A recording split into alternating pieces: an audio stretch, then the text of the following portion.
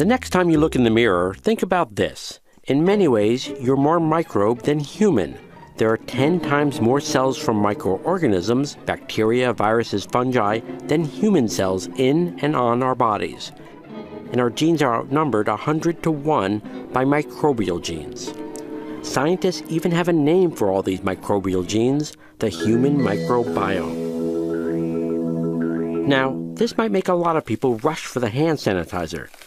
But it turns out most of these microorganisms aren't bad, germs that will make us sick. Most are good. And without these good microbes, our bodies don't seem to do as well. We don't seem to be as healthy, and we actually might get sick more often. So one question is, where do our microbiomes come from in the first place? Well, like a lot of things, it starts with our mothers. As the infant passes through the birth canal, it gets coated with microbes from the mom. These microbes may kind of seed the baby with just the right mix. Combined with bacteria in breast milk and other microbes we encounter early on, they seem to slowly take shape in our first few years of life. The overall mix of our microbes becomes very personal, sort of like a fingerprint or maybe a blood type. But our microbes tend to resemble those of our parents and siblings and may stay with us for much of our lives.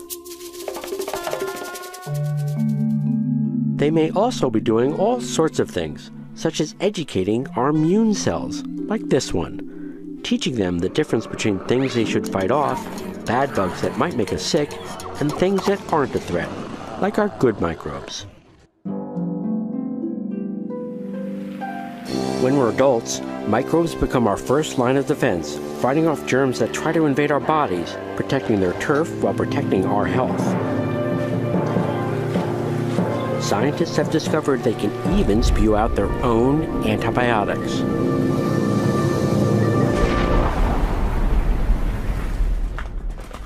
The types of microbes in your body vary depending on exactly where they live, like different ecosystems in nature.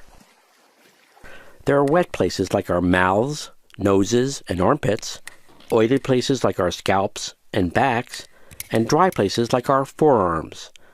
Different species of microbes have adapted to each of these habitats.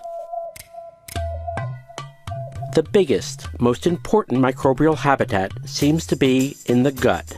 It's the most complex, the most diverse, and everything microbes are doing everywhere else in our bodies, fighting off infections, revving up and dampening down our immune systems, signaling cells, that's all happening in the gut in spades. They even seem to help regulate our metabolisms, how much energy we burn and how much fat we store. So if it's not functioning properly for some reason, because of what we eat, antibiotics we take, that may actually lead to all kinds of diseases. Diseases like colon cancer, colitis, maybe even diabetes and obesity. Some scientists think one reason a lot of diseases are increasing is because we've lost key gut microbes.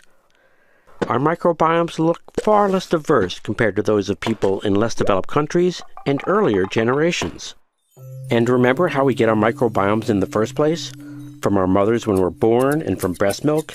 Well, some scientists think that too many babies aren't getting that because of all the C-sections and not enough breastfeeding, plus all the antibiotics kids get these days and our obsession with cleanliness.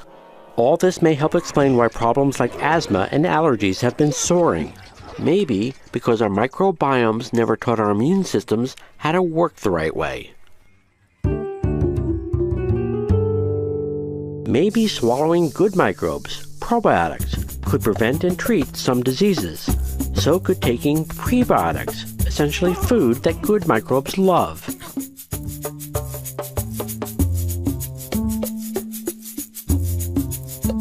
We end our story with a reminder. This research is really new. We still have a lot to learn about what many of our microbes are really doing. But scientists say that it's getting clearer and clearer that the tiny organisms all over our bodies are essential to our health and happiness.